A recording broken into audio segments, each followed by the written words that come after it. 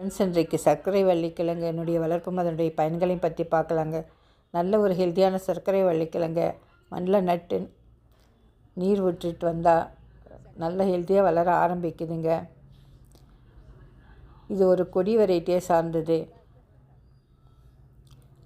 அடிக்கடி மண்ணை கொஞ்சம் கிளறி விட்டு இயற்கை உரத்தை கொடுக்கலாங்க. ஒரு 2.5 மாதம் ஆனவுடனே இலைகள் எல்லாம் காய ஆரம்பிச்சதுங்க. அதனால் பாட்டை க்ளீன் பண்ணி பார்த்தேங்க. இவ்வளோ கிழங்கு கிடச்சிருக்கு.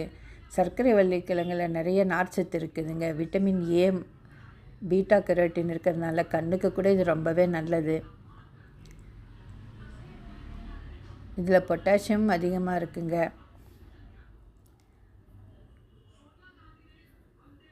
வீடியோவை லைக் பண்ணுங்கள், ஷேர் பண்ணுங்கள், சப்ஸ்கிரைப் பண்ணுங்கள். Enjoy gardening.